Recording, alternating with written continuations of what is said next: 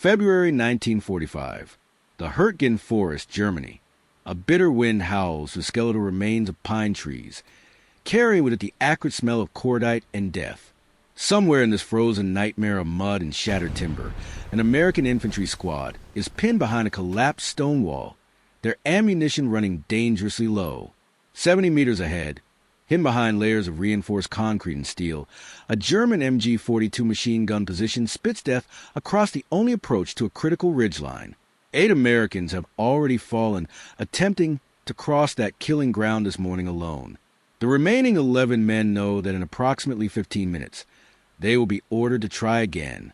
Among them is a 23-year-old private from rural Kansas named Thomas Riley, and in the next quarter hour, he will devise an impossible solution to an impossible problem using nothing more than a single fragmentation grenade, a discarded piece of German metal, and the lessons he learned skipping stones across a creek on his family's farm. The Hurtgen Forest campaign stands as one of the bloodiest and least understood operations of the entire European theater. Stretching from September 1944 to February 1945, this grinding battle for a dense woodland along the German-Belgian border consumed entire divisions and produced casualty rates that rivaled the worst slaughter of the First World War. American commanders had initially dismissed the forest as a secondary objective, assuming that armored units could simply bypass it on their way to the Rhine. They were catastrophically wrong. The Germans had spent months transforming every ridge and ravine into an interlocking fortress of concrete bunkers, pre-registered artillery zones, and concealed machine gun nests positioned at angles that seemed to defy tactical logic. The forest itself became an enemy, its dense canopy trapping artillery airbursts at head height, its tangled undergrowth channeling attackers into predetermined killing zones. By February 1945, American forces had suffered over 30,000 casualties in the forest, and every yard of ground came at a price paid in blood. The bunker that now threatened to annihilate Private Riley and his comrades was typical of German defensive engineering in the region. Constructed of reinforced concrete nearly 2 feet thick, positioned at the intersection of 2 natural fire breaks, it commanded a field of fire that extended 100 meters in every direction. The MG-42 inside could fire 1,200 rounds per minute, creating a wall of lead that no infantry assault could penetrate. The bunker's firing slit had been positioned at an angle that deflected any direct fire, and the approaches had been cleared of cover, creating a perfect killing ground. 3 separate attempts to neutralize the position that morning had failed, each leaving more American bodies scattered across the frozen ground. The 4th attempt was being organized now, and every man behind that stone wall knew that it would likely be their last. Thomas Riley had grown up on a wheat farm outside of Dodge City, Kansas, in circumstances that could not have been further removed from the frozen German forest where he now found himself. His childhood had been defined by endless prairie horizons, summer heat, and the constant physical labor that farm life demanded, but it had also been defined by an unusual pastime that would prove unexpectedly relevant to his survival. The Riley farm bordered a natural creek bed filled with smooth, flat stones, and young Thomas had spent countless summer hours skipping rocks across the water, competing with his older brothers to achieve the greatest number of bounces. By the time he was 12, he had developed an intuitive understanding of how flat objects behaved when they struck surfaces at various angles.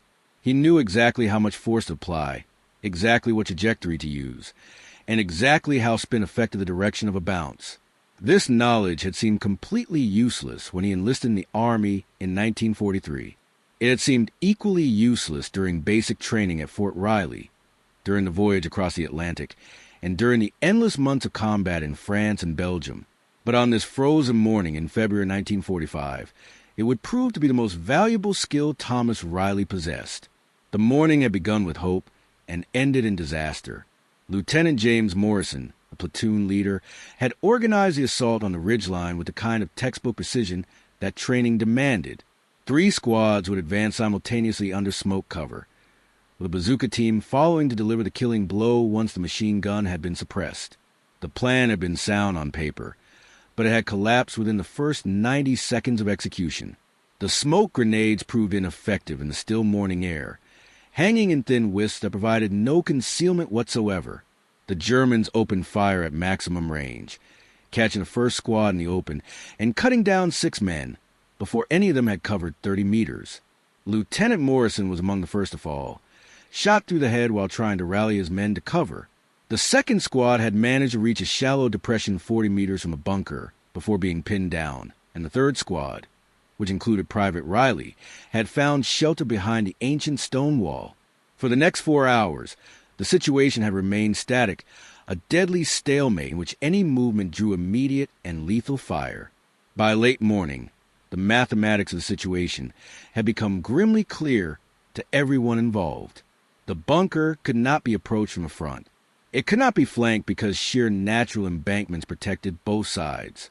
It could not be suppressed because the firing slit was too narrow and too well protected. Artillery support was unavailable because the forest canopy made accurate targeting impossible, and friendly positions were too close. The only remaining option was a direct frontal assault, which would require crossing 70 meters of open ground under the direct fire of an MG-42 that could turn a man into unrecognizable meat in less than a second. Staff Sergeant Michael Chun, the senior non-commissioned officer still breathing, estimated that perhaps 2 or 3 men might actually reach the bunker, assuming they survived the approach and still had the strength to fight. He did not estimate their chances of success once they arrived. As Chun laid out the plan in a voice utterly devoid of hope, Private Riley found himself staring at the terrain between the wall and the bunker, his mind working through angles and trajectories the way it had worked through him on 1,000 summer afternoons back home in Kansas. The problem, Riley realized, was not the bunker itself, but the approach to it.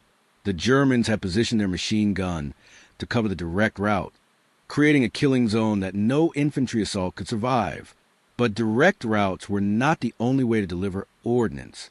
The ground between the wall and the bunker was strewn with debris from months of fighting, including broken vehicles, collapsed timber, and scattered equipment that created a chaotic landscape of potential obstacles. Riley's eyes fixed on a particular piece of wreckage approximately 35 meters from the bunker, the burned-out chassis of a German supply vehicle that had been destroyed in an earlier engagement. The vehicle's engine compartment had been blown open, and a large metal access panel lay flat on the ground beside it, positioned at an angle that seemed almost deliberate. The panel was tilted toward the bunker, propped against a fallen log, its surface relatively smooth despite the damage it had sustained. Riley began calculating in his head. If he could throw a grenade so that it struck the metal panel at precisely the right angle, the explosive would bounce and roll along the ground toward the bunker entrance. The German position had been constructed in a slight depression to protect it from direct fire, which meant that anything approaching from that particular angle would roll downhill directly toward the firing slit. The distance was extreme, roughly 45 meters from the nearest position covered to the metal panel, and the throw would need to be perfect, too hard, and the grenade would bounce over the panel and explode harmlessly in the open, too soft, and it would fall short of the target entirely. The angle was critical, the velocity was critical, and the timing was absolutely critical because the M2 fragmentation grenade had a fuse delay of approximately 4 to 5 seconds. Riley would need to cook the grenade, holding it for at least 2 seconds after pulling the pin, to ensure that it exploded at exactly the right moment near the bunker entrance. Staff Sergeant Chun was still explaining the assault plan when Riley interrupted him. The other men looked at the young private as if he had completely lost his mind as he described what he intended to do. The mathematics, Riley explained, were straightforward if you understood the physics. The angle of the metal panel was approximately 40 degrees from horizontal. If he threw the grenade at a trajectory of roughly 50 degrees, it would strike the panel and deflect at approximately 10 degrees, sending it rolling along the ground in a nearly straight line toward the bunker entrance. The depression in which the bunker sat would act as a natural guide, funneling the grenade directly toward the firing slit. The throw would need to travel approximately 45 meters in the air, strike the panel at precisely the right point, and then roll another 20 meters to the target. It was, Riley admitted freely, probably impossible, but it was also their only alternative to a suicidal frontal assault that would get most of them killed. Chin stared at the young private for a long moment. The sergeant had been fighting since Normandy, had survived Omaha Beach in the hedgerow country and the Bulge. He had seen men do remarkable things under impossible circumstances, and he had also seen men crack under pressure and proposed plans that made no tactical sense whatsoever. But there was something in Riley's eyes, a calm certainty that spoke not of desperation, but of genuine calculation, that made Chin pause. The sergeant asked Riley if he had ever made a throw like this before. Riley admitted that he had not, but he had made thousands of throws that were similar in principle. He understood how objects bounced off surfaces. He understood trajectories and angles and the way gravity affected moving objects. He had spent his entire life preparing for exactly this moment. Even though he had never known it until now, the other men in the squad had strong opinions about the plan. Private First Class Antonio Russo, a Brooklyn-born rifleman who had joined the unit after the bulge, thought it was insane. Private William Park, a quiet kid from California who rarely spoke, pointed out that even if the throw was perfect, the grenade might not roll straight on the uneven ground. Corporal David Mitchell, Riley's closest friend in the unit, asked what would happen if the grenade bounced wrong and exploded in the open, alerting the Germans to exactly what they were attempting. These were all valid concerns, and Riley acknowledged each of them honestly. But the alternative, he reminded them, was crossing 70 meters of open ground against an MG-42 that had already killed 8 of their comrades that morning. The mathematics of that approach were far worse than the mathematics of his plan. Staff Sergeant Chin made the decision. They would give Riley one chance. If the throw failed, they would execute the original assault plan immediately, before the Germans could adjust their defensive posture. Chin assigned 2 riflemen to provide covering fire, not to suppress the bunker directly, but to distract its crew for the few seconds Riley would need to make his throw. The sergeant then looked at the young private from Kansas and asked if he was ready. Riley reached into his ammunition pouch and withdrew a single M2 fragmentation grenade. The olive-green sphere felt impossibly heavy in his numb fingers, and for a moment, the sheer magnitude of what he was about to attempt threatened to overwhelm him completely. Then the old instincts took over, the muscle memory of 1,000 summer afternoons, and the world narrowed to nothing but angles, trajectories, and a distant metal panel that would determine whether 11 men lived or died. The covering fire began at 11:37. The 2 riflemen opened up on the bunker simultaneously, their rounds sparking harmlessly off the concrete walls, but forcing the German machine gunner to duck briefly below the protective firing slit. Riley moved. He sprinted from behind the stone wall to a shallow shell crater approximately 15 meters closer to his target, diving into frozen mud as the MG-42 swung toward him and sent a burst crackling over his head close enough to feel the wind of the rounds. The Germans had seen him move but had not anticipated his destination. They expected him to continue toward the bunker, following the same suicidal path that their previous victims had taken. Instead, Riley lay motionless in the crater, his heart pounding against his ribs, his eyes fixed on the metal panel 30 meters ahead. The next 90 seconds were the longest of Thomas Riley's life. He could hear the MG-42 firing in short controlled bursts, searching for him in the crater, but the depression provided just enough cover to keep him alive.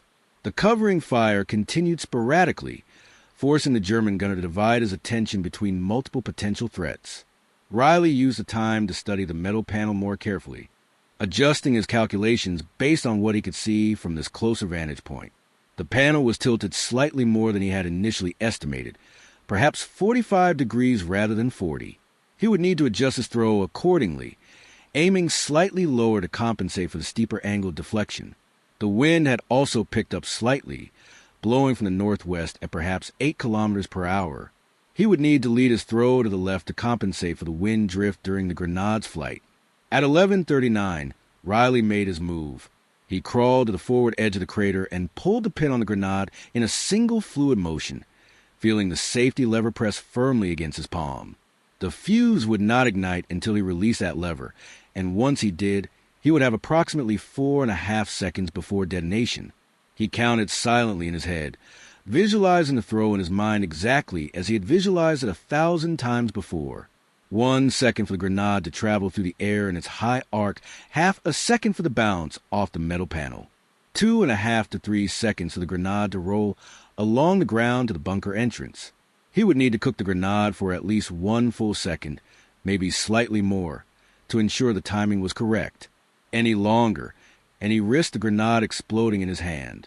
Any shorter, and the Germans might have time to kick it away from the firing slit.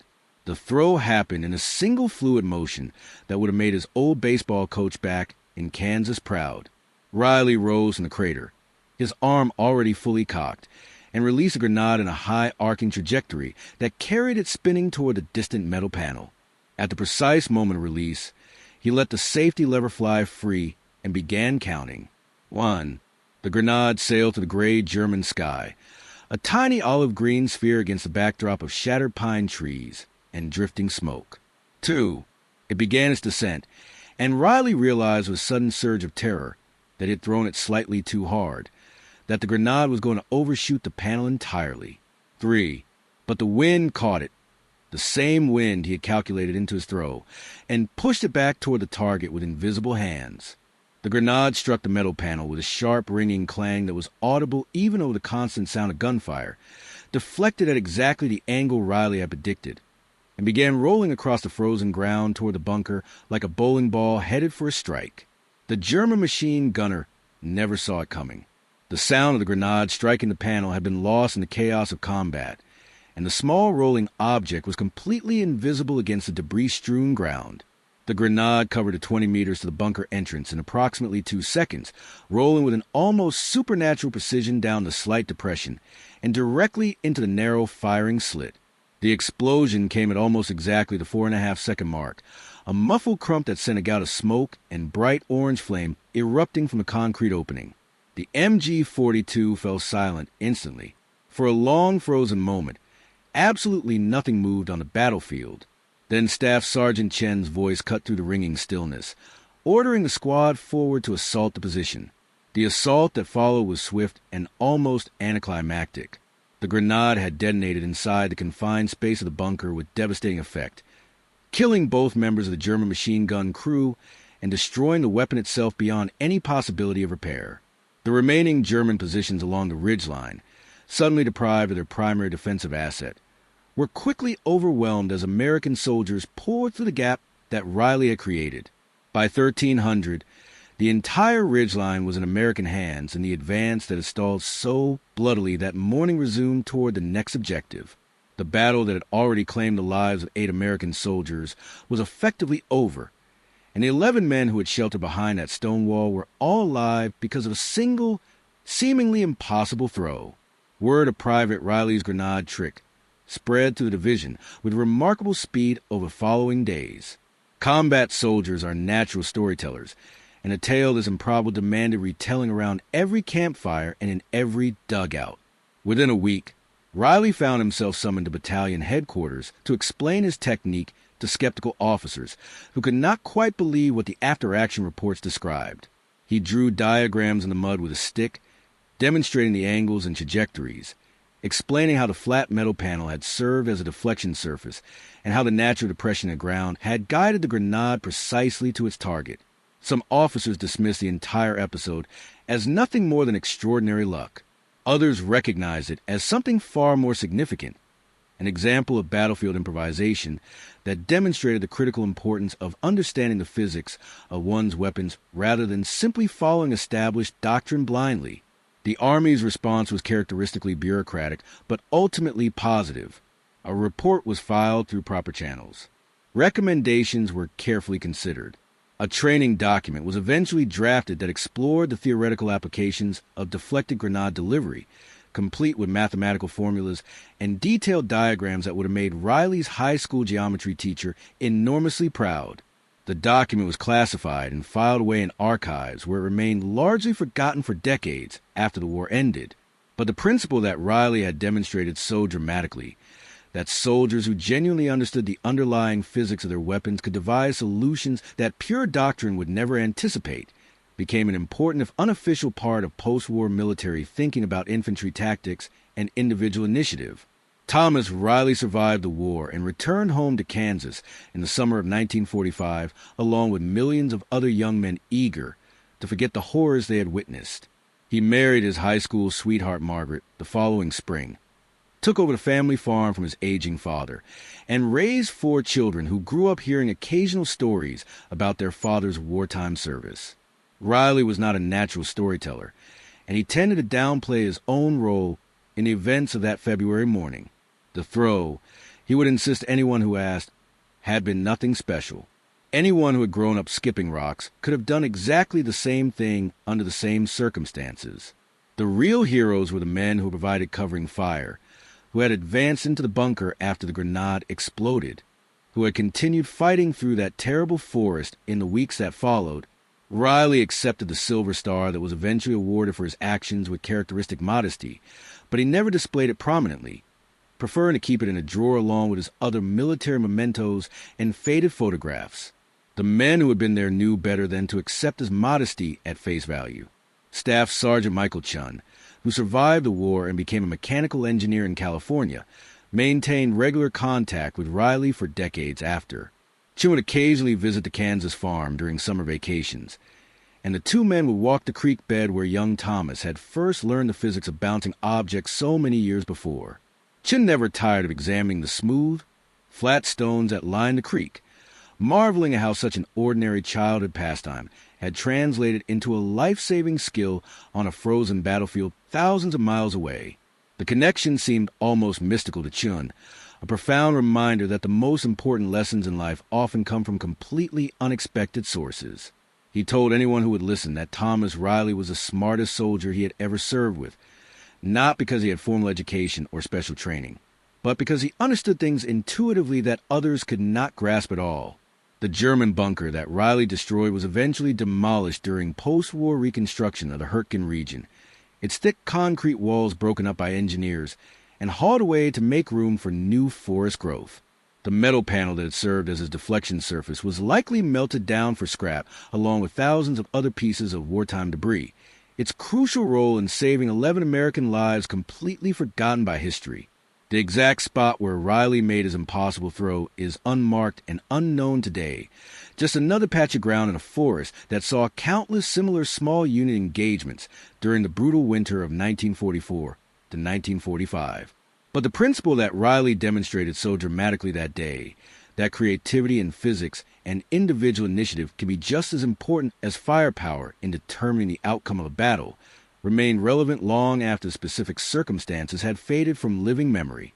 Modern military training emphasizes adaptive thinking and improvisation in ways that would have been largely unfamiliar to soldiers of Riley's generation. Today's infantrymen learn to analyze tactical problems from multiple angles, to understand the physics of their weapons at a fundamental level, and to improvise creative solutions when standard doctrine proves inadequate to the situation. They train extensively in urban environments where the ability to bounce grenades off walls and around corners can mean the difference between mission success and mission failure. They study the mathematics of ballistics and trajectories, learning to calculate angles and velocities with a precision that earlier generations could only approximate through trial and error. In this important sense, Thomas Riley was genuinely ahead of his time, a soldier who anticipated the intellectualization of modern infantry warfare by several decades. There is a small museum in Dodge City, Kansas, dedicated to local veterans of the Second World War and their contributions to victory. Among its carefully preserved exhibits is a display case containing a worn Silver Star medal, a faded photograph of a young man in Army uniform smiling slightly at the camera, and a smooth, flat stone from a creek bed on a farm that no longer exists in its original form. The accompanying text explains that the stone represents the childhood pastime that would eventually save 11 American lives in a frozen German forest half a world away. Visitors sometimes pause at the display for several minutes, try to understand the connection between the innocent activity of skipping rocks and the deadly serious business of combat survival.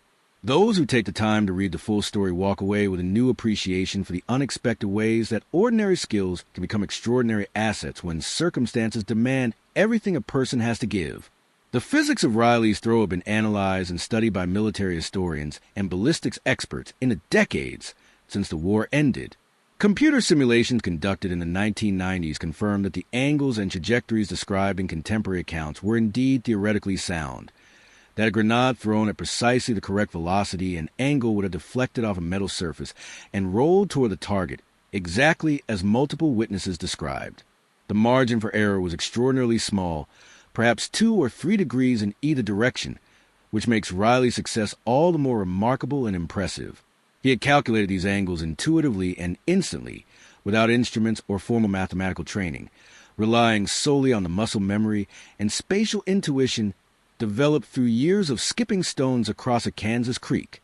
This intuitive grasp of applied physics represents a form of practical intelligence that is often overlooked in formal education, but proves absolutely invaluable in real-world situations where lives hang in the balance. Thomas Riley passed away in 2001, at the age of 79, on the same Kansas farm where he had grown up and raised his own family. His obituary in the local newspaper mentioned his military service and a Silver Star, but provided few specific details about the action that had earned him that decoration. The newspaper reporter who wrote the piece did not have access to the detailed after-action reports that described the precise geometry of his throw, the physics of the deflection, the split-second timing that had meant the difference between life and death for 11 American soldiers on a frozen February morning. Riley himself had never sought publicity or recognition for his actions, preferring to remember the war through the lens of friendship and loss rather than personal heroism or individual glory. When asked directly about the grenade throw by curious grandchildren or neighbors, he would typically shrug and change the subject, deflecting praise with the same modest humility that had characterized his entire life. But the men who had been there on that ridgeline never forgot what they had witnessed. Staff Sergeant Michael Chun, despite his own failing health, traveled from California to Kansas to deliver the eulogy at Riley's funeral, determined to honor the man who had saved his life nearly 60 years earlier. Chun spoke eloquently of courage and ingenuity, of the remarkable way that extraordinary circumstances can reveal hidden capabilities in otherwise ordinary people. He spoke of a frozen morning in a German forest, of a desperate tactical situation that seemed to offer no possible solutions, of a young man from Kansas who had looked at a discarded piece of metal and seen not random debris, but a crucial opportunity. Chen's voice broke noticeably as he described the moment of the throw, the impossible trajectory of the grenade to the gray winter sky, the explosion that had ended the immediate threat and allowed 11 men to survive and eventually return home to their families.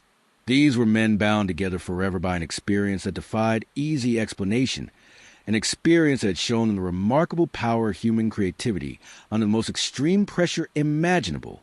In the end, the story of Thomas Riley transcends its specific historical circumstances to illuminate a broader and more universal truth about human potential. The skills we develop in peacetime, the knowledge we acquire through play and practice and repetition, the intuitive understanding we build through countless hours of seemingly purposeless experimentation, all of these can prove invaluable when circumstances suddenly demand improvisation and creative thinking. Riley did not know, as a young boy skipping flat stones across a Kansas creek on lazy summer afternoons,